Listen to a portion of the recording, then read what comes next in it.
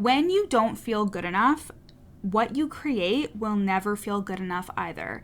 And if you are on your journey to worthiness, I want you to know that you can just start by putting things out, even if it's a little bit cringy. By putting things out, even if you're like, oh, what's the response gonna be about this if I say this? You're listening to the From Imposter to Empowered podcast. I'm your host, Jill Perrick, a business and mindset coach who specializes in imposter syndrome.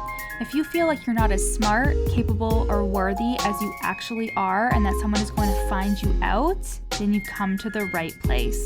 I went from being a struggling government worker, working my coaching business on the side, but feeling unworthy and burnt out, to making multiple six figures helping women overcome imposter syndrome so they too can sign clients, make bank, and have the business or career of their dreams. I am nothing special. I have a stuttering disability, ADHD, and I struggle with anxiety and depression. So if I can learn how to feel good enough and overcome my inner imposter, then so can you. Let's dig in. Hello, my loves. Welcome back to the From Imposter to Empowered podcast. I'm your host, Jill Perrick. I am so happy to have you here. And we are almost at the end of January in 2024. January 2024. We're not at the end of 2024. My God. And you guys, I have something so exciting to tell you. Are you ready? I am doing a live round of Unfiltered and Filthy Rich. If you don't know what Unfiltered and Filthy Rich is, it's my content course that I launched back in October of 2023. And the clients inside are absolutely obsessed with it. And I love coaching. I love auditing people's content, and I am so excited to announce that Unfiltered and Filthy Rich will be a mini mind style for 8 weeks. The Unfiltered Mini Mind will be 8 weeks where we'll be doing weekly content reviews, having content parties where we'll create weeks worth of content in just one sitting, and hot seat coaching calls to call in your most authentic and unfiltered self so you can translate that amazing self to content that attracts clients into your offers.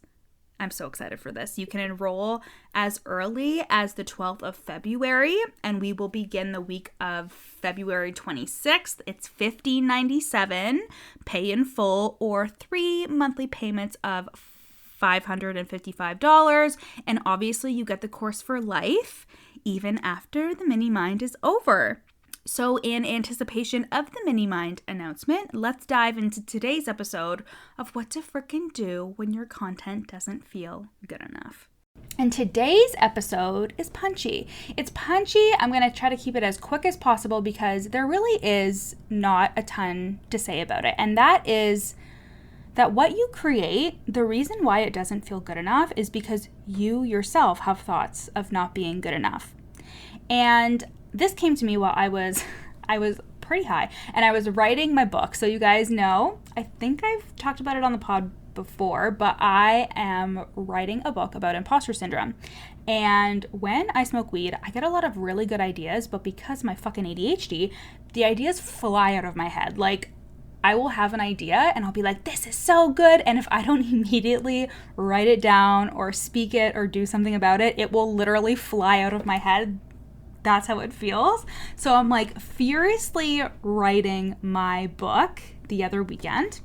And I was talking about perfectionism. I think it was the chapter on perfectionism. And perfection only exists in the eye of the beholder. So you know how they say that quote, beauty is in the eye of the beholder.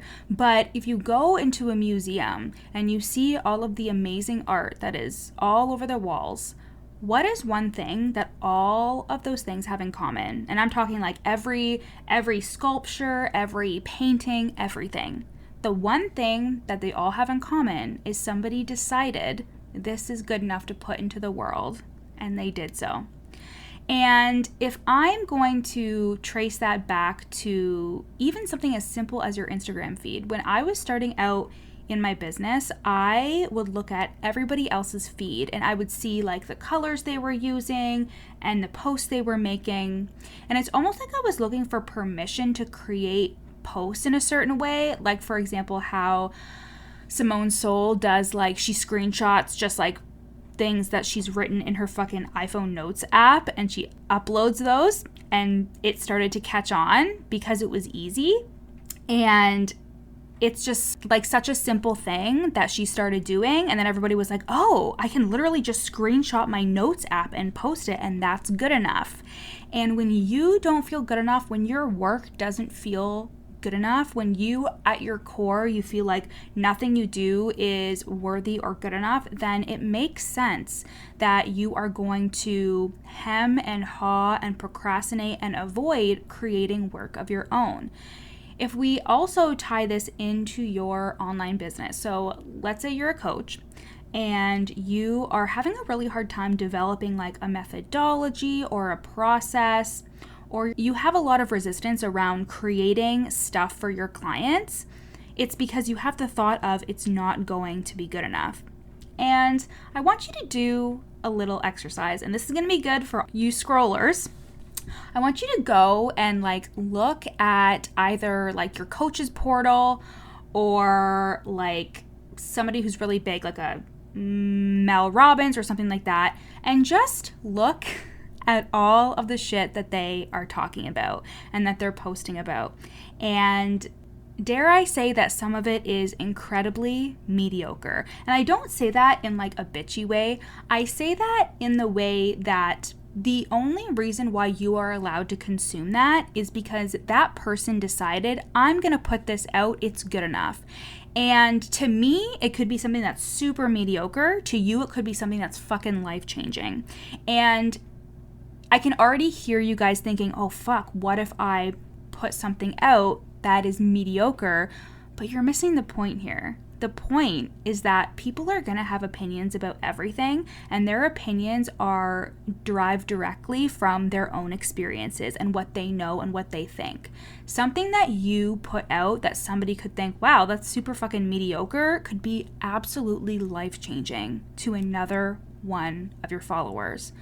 But the thing is those people don't get to decide unless you put out what you're doing and what you're saying. So I sounded so bitchy when I just said that some people post some really fucking mediocre shit. But for example, Mel Robbins just put out a book about high-fiving yourself in the mirror. That concept is so simple and so mediocre that when I heard that, I was like, oh, okay, like that sounds really simple.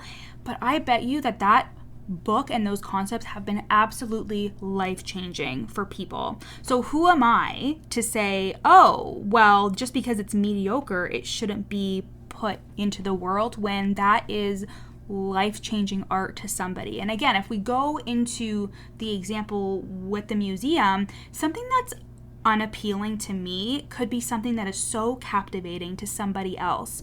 But we don't get to even make that determination. Somebody can't be moved by your work unless you actually put it out there. Now, here's the caveat, is sometimes you won't always know when somebody is moved. I actually uploaded an Instagram post the other day, and somebody commented on it and said, Jill, I just had a big fucking breakthrough from what this just said, and I'm crying. Like I am just bawling my eyes out. And that was amazing, and it's probably happened before, but somebody probably didn't comment on it. You know what I mean? With social media, we don't get that immediate validation or that immediate feedback, and we have to learn to be okay with it and learn to feel good enough for ourselves. And that is why this work that you guys are doing with me here on the podcast, and what you would do with me on such a deeper level in one-to-one coaching, is that feeling of being good enough no matter what you put out or what you do, and knowing that you are changing somebody's life and choosing to take the action instead and feel the fear instead and just do it anyways, because that is what gets the eyes on you, and that is what draws people to you, right? And I also write about this in my book about imposter syndrome too, but how good enough and perfect are not real barometers, right? Like, we think that good enough and perfect are actual standards that we're trying to meet, but it's like we're trying to like reach the finish line, but the finish line just gets farther and farther away no matter how close we think we're getting to it. And that's because, again, perfection and good enough are not real places. They are actually things that we think and things that we feel. So what I mean by that is that when we decide this is good enough, I'm going to just put it out. This is absolutely perfect to me. I'm going to put it out. We get to decide that. There is no person or judge who can say this is good enough or this isn't perfect. We get to be the deciders of that. And this is so much easier when you believe in yourself. This is so much easier when you know that anything that you do or you put out, you are allowed to grow and change, and your work is going to get way better over time. Like if you guys scrolled all the way fucking back, like I think we're on episode like 129 or something. If you were to scroll all the way back, you would literally hear my podcast episodes that were so bad, but I was willing to be bad. I was willing. And I also think about the fact that my podcast episodes probably weren't even that bad. I just told myself, oh my God, this is terrible, but I'm going to just close my eyes and push it out anyways, you know? But I'm so glad that I did that, because even if I thought it was bad, at least I was still doing it. And there's always room for us to improve and get better. And truthfully, like, I think you guys just need to learn how to settle for C- work or B- work, you know, and just put stuff out there. If it helps, you can tell yourself, I can fix this later if I need to. That always helps me, right? But because I don't know if it's like everybody who has ADHD has this, but sometimes I can only do one draft of something because I hate going back and like looking at something and fixing it up. I just like being able to put it out into the world and just do it instead of having to change it or fix it up. But before, my perfectionism would really get in the way, because I would be like, well, I'm putting it out and this is the last time I'm going to look at it. This is the last time I'm going to do it before it goes out in the world. But now I just accept myself and love myself so much that I know that it doesn't matter what the fuck I put out there. I get better each and every day, and this is going to change somebody's life no matter what. So I want you guys to get to that place, but if you need to take your time getting to that place, learn how to be okay with B- work. And again, if it helps, tell yourself, I can fix this later if I need to. But from the knowing that you will always be getting better as time goes on. It's the same thing with like copywriting. If you own an online business and you are like, it's my messaging is off, la la la. It's like you will always be working on your messaging. You will always be working on how to say things, how to word things. Just do it. Just do it now. Hey guys, I hope you're loving today's episode.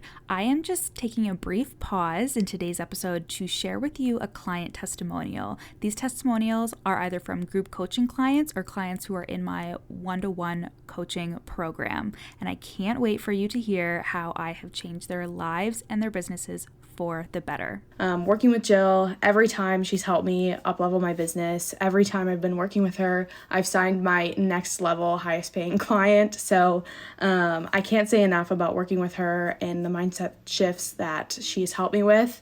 I've gone from having a scarcity mindset and really clinging on to every client I could and not really letting them go when I know they're not aligned with me. But she's helped me move from that into more of a CEO mindset where I'm making decisions that I know are best for my business. Even if it's scary, I know that it's best for me and my business, and she's really helped me kind of grow into that mindset and make the decisions for my business that I know are going to help me long term and keep my business going for the long run. Thank you guys so much for listening. Now let's get back to the episode. When I was coaching one of my Worthy Woman method clients the other day, I was saying, it sounds like you're on a timeline. And she was like, I am.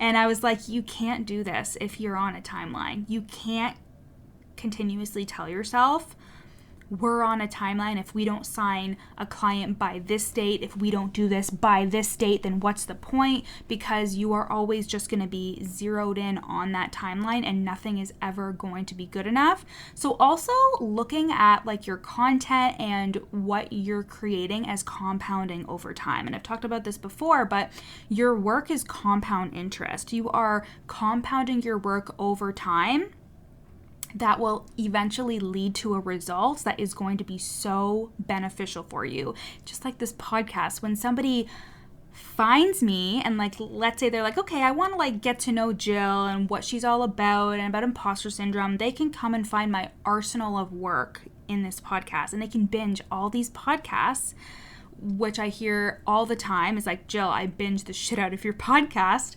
and they can benefit from my body of work. But if I instead thought, well, I've uploaded 10 podcasts and nobody has inquired about my services, I guess this isn't working, that stems from a timeline that I think that I'm on, you know? So essentially, the lesson here today is that when you don't feel good enough, what you create will never feel good enough either. And if you are on your journey to worthiness, I want you to know that you can just start by putting things out, even if it's a little bit cringy. By putting things out, even if you're like, oh, what's the response going to be about this if I say this? Or by putting things out that is just your B- work. Can you be okay with B- work? Even think about the actual grading system and think that it makes so much sense why you feel uneasy about putting out work that you think is going to be judged by people in the online space, right? Because we all grew up in school systems that gave us grading systems. We all grew up waiting to know after we handed something in if it was good or if it was bad, right? But the real world doesn't actually function that way. Everything you do is good enough if you decide that it's good enough. And again, if you don't allow somebody to see your work, then they're not going to be able to determine if it can change their life or not. And if you are an online coach, if you are a service provider, you don't get to decide that. You don't get to continuously tell yourself this isn't good enough. Let somebody else be the judge of that. And guess what? You probably will never actually know what they think. But just as somebody can't judge your work unless you actually put it out there, somebody can't be moved by your work unless you put it out there.